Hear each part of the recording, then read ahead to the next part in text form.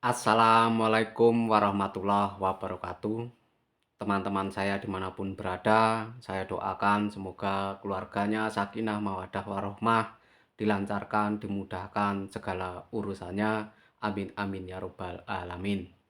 Saudara-saudaraku yang dirahmati Allah Subhanahu wa taala, mari kita mendalami sholawat Jibril di sini karena guru saya untuk menyebarkan sholawat Jibril beserta tawasulannya. Di sini akan saya jelaskan. Saudara-saudaraku yang dirahmati Allah Subhanahu wa taala, mari kita istiqomah di dalam bersolawat untuk menggapai segala hajat, hajat dunia maupun hajat akhirat. Saudara-saudaraku, langsung saja akan saya bacakan karena saya simpan di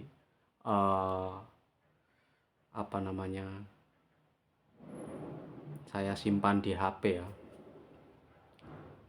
supaya mudah. Saudara-saudaraku yang dirahmati Allah Subhanahu wa taala, mari kita selalu menjaga perdamaian, menjaga apapun yang kita hadapi. Perdamaian adalah kita utamakan, kita giatkan supaya dunia ini damai ya saudara-saudaraku. Nanti saya tak minum dulu. Bismillah.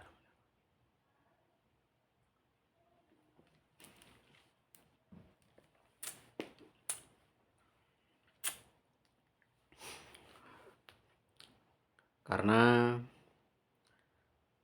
semua amalan banyak ya saudara-saudaraku, ribuan. Jadi saya simpan di PDF, yaitu di HP, di PDF. Jadi mudah, kita tidak terlalu banyak membawa kitab, kita simpan di PDF.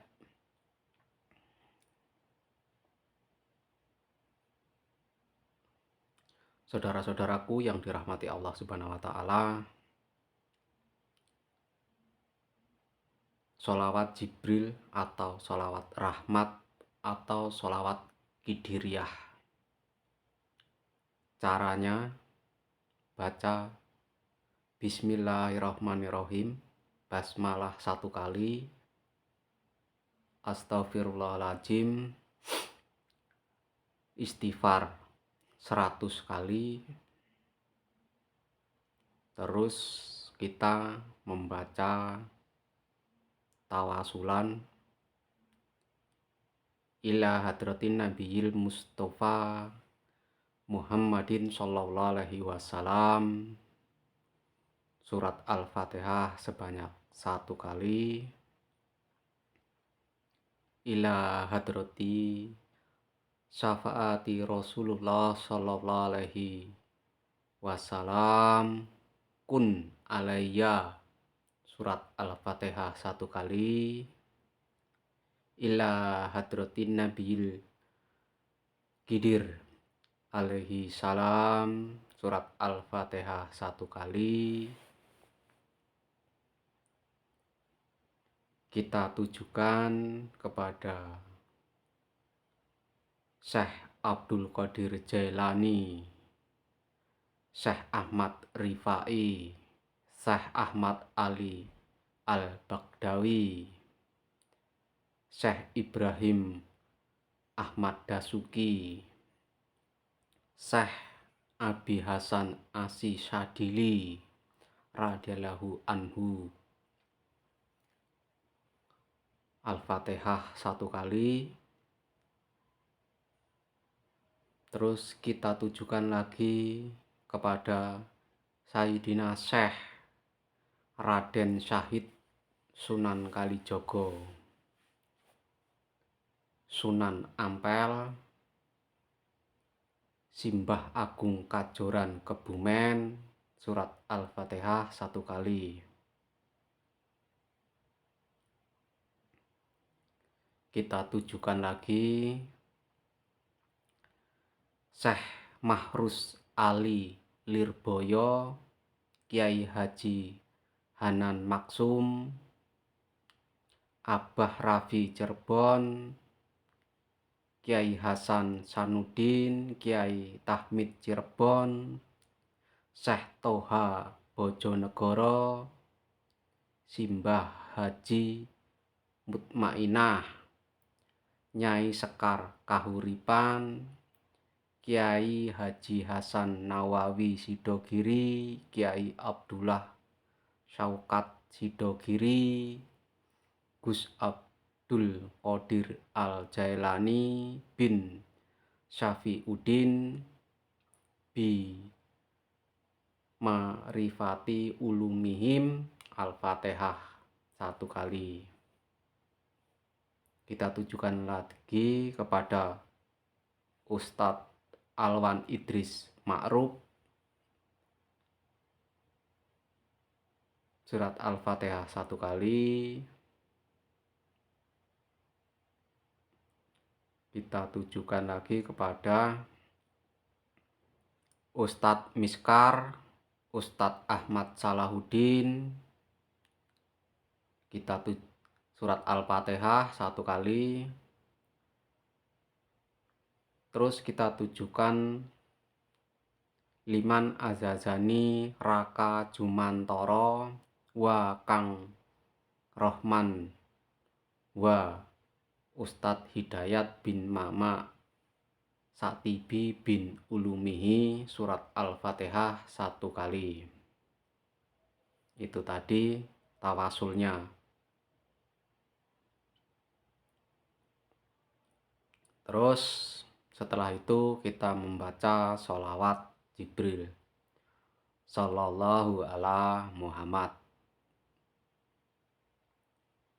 Keterangan ya saudara-saudaraku, ini keterangannya sholawat sifat energi sholawat ini langsung aktif dan istiqomahkanlah dengan diwirid setiap hari dibaca 313. Ini kalau ijazah dari yang saya bacakan tadi, tawasulnya itu dibaca istiqomah 313 kali dalam sehari. Terus keterangannya, sholawat adalah stempel doa, pendorong doa, kunci mustajab doa, penyaring doa, pendinding aura negatif, dan syafaat yang hak dunia akhirat.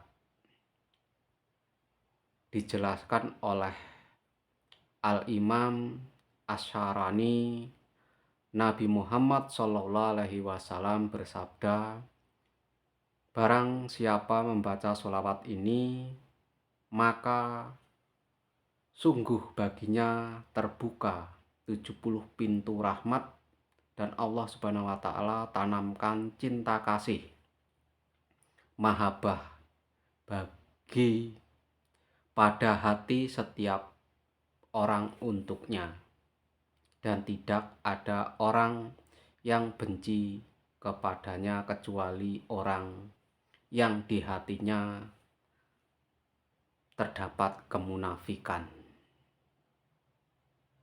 Jadi di sini dijelaskan bahwa pengamal sholawat itu disayangi oleh orang-orang yang membencinya adalah orang munafik. Rasulullah SAW di atas mimbar bersabda, siapa yang membaca Sallallahu ala Muhammad, Allah akan bukakan baginya 70 pintu rahmat.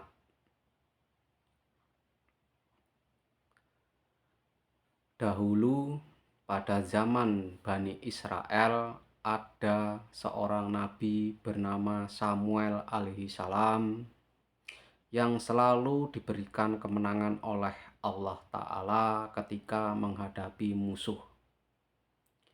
Pada suatu hari musuh ingin menyerang perkampungan beliau. Musuh meyakini bahwa Nabi Samuel orang yang memiliki magic sihir, sehingga musuh menyerang dari arah laut dengan membawa banyak pasukan. Mereka bertanya kepada Nabi. Ketika serangan musuh terdengar oleh penduduk kampung ketika serangan musuh terdengar oleh penduduk kampung di mana Nabi Samuel berada, mereka bertanya kepada Nabi Samuel apa yang harus mereka lakukan untuk menghadang musuh. Nabi Samuel alaihissalam menyerukan pada penduduk setempat untuk membaca Shallallahu ala Muhammad. Akhirnya pada penduduk mengamalkan bacaan tersebut. Tidak lama terdengar kabar bahwa tentara musuh yang ingin menyerang mengalami musibah kapal tenggelam.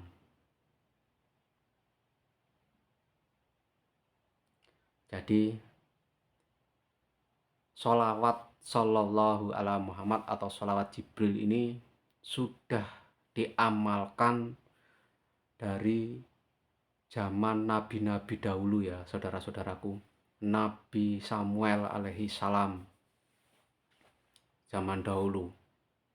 Jadi ketika musuh menyerang, Nabi Samuel ini memberikan amalan sholawat Jibril ini untuk penduduk supaya penduduk mengamalkannya. Ketika diamalkan, semua musuh-musuhnya ditenggelamkan oleh Allah Subhanahu wa Ta'ala di lautan. Jadi sepertinya ini seperti dulu saya pernah bermimpi ketika saya riyadhah puasa 12 hari, yaitu puasa riyadhah 12 hari itu puasa kelahiran.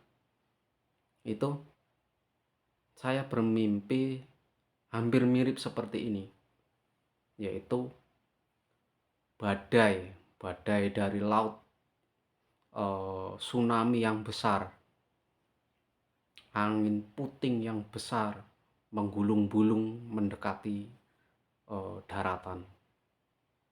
Ketika membaca sholawat ini seperti gulungan laut yang besar, tsunami yang besar itu reda, langsung reda, hujan juga reda. Jadi ini seperti ada kaitannya ya. Memang sholawat Jibril ini untuk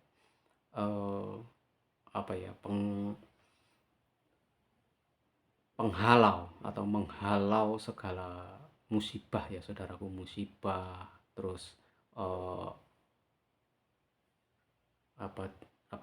musibah, terus kemalangan, pokoknya kejelekan semua lah yang akan menimpa kita itu hilang, saudara-saudaraku. Di sini sebenarnya masih banyak lagi khasiat-khasiatnya. Ini untuk khasiat mungkin akan saya bacakan di video selanjutnya. Kenapa saya lebih mengutamakan referensi dari kitab? Karena kalau hanya asumsi diri sendiri nanti saya disalahkan. Jadi sini saya lebih mengutamakan referensi dari kitab ya saudara-saudaraku. Sebenarnya referensi dari bukan dari kitab itu banyak, tapi di sini saya referensikan, akan saya rujuk dari kitab-kitab ya saudaraku.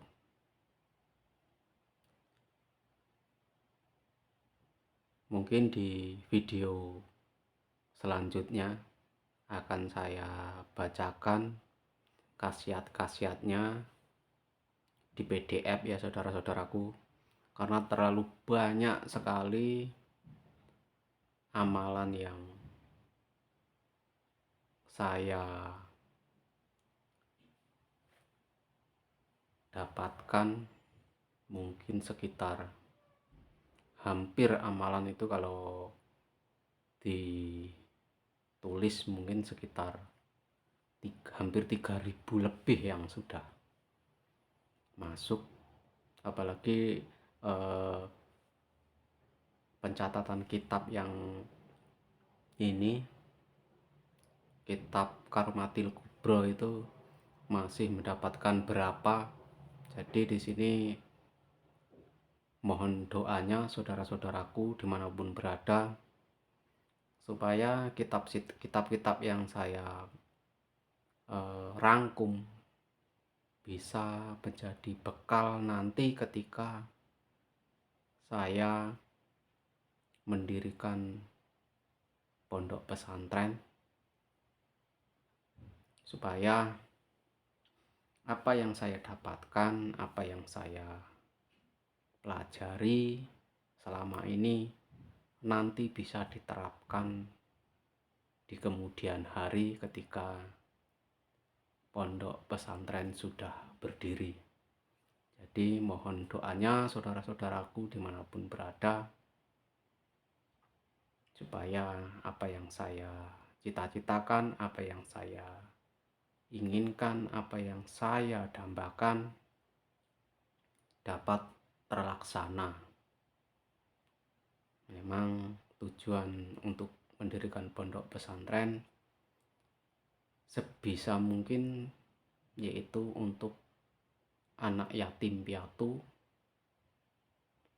dan orang-orang tua yang membutuhkan. Jadi di sini ada dua keinginan bagi saya, yaitu untuk anak-anak yatim piatu sebisa mungkin gratis ya saudara-saudaraku. Tapi untuk semua kegratisan itu memang dari awal saya harus lebih giat lagi untuk mencari uang, yaitu melalui YouTube ini dan juga melalui bisnis-bisnis lainnya ya saudaraku, supaya apa yang saya inginkan, apa yang saya hajatkan cepat tercapai. Karena tidak sedikit untuk membangun suatu pondok itu mahal ya saudaraku. Kemarin itu saya bertanya tentang perizinan dan sebagainya dan membayar notaris dan sebagainya itu, dia berkata 150 juta ya saudaraku, itu untuk perizinan dan membayar segala perizinan itu mencapai 150 jutaan. Saya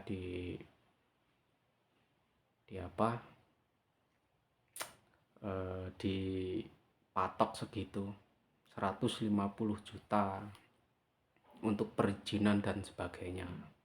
Itu baru surat-suratnya ya saudaraku, belum belum bangunannya entah berapa, mungkin ya kalau 1 M mungkin habis lah, untuk awal-awal mungkin 1 M habis. Kalau mau dibantu partai memang cepat ya saudaraku, cepat untuk pembangunan kalau mau dibantu partai. Tapi kan kalau kita dibantu partai, itu mau tidak mau kita ya namanya balas budi ya saudaraku. Balas budi. Kita kalau ada penyelenggaraan pemilu pasti kita mau tidak mau kita harus mendoakan. Itu juga masa kita juga harus mendukung mereka. Ya sebisa mungkin saya tidak meminta ke partai ya, ke partai-partai sebisa mungkin. Tapi entah nanti apa yang akan terjadi di kemudian hari saya belum tahu. Ya mungkin mereka membantu tidak mengatakan bantu saya untuk mendulang suara, tapi kan kita ketika kita dibantu seorang terus beratus-ratus juta untuk pembangunan, otomatis kita juga harus tahu diri gitu. Jadi di sini sebisa mungkin saya akan tanpa bantuan mereka. Kalau bisa ya dari kecil bisa membesar gitu. Jadi ya apa yang kita lakukan, apa yang kita usahakan, apa yang kita riadohkan, insya Allah Allah Subhanahu wa Ta'ala meridhoi niat baik saya berserta teman-teman dan saudara-saudara saya, sehingga apa yang dicita-citakan leluhur, apa yang dicita-citakan orang-orang tua terdahulu bisa terlaksana. Memang tidak mudah untuk membangun suatu pondok, apalagi kalau tujuannya ke depan lebih baik. Harus banyak riyadhah, puasa, dan amalan-amalan lain untuk menunjangnya. Saudara-saudaraku dimanapun berada, terima kasih sudah menonton video saya dari awal sampai akhir. Saya ucapkan wassalamualaikum warahmatullahi wabarakatuh.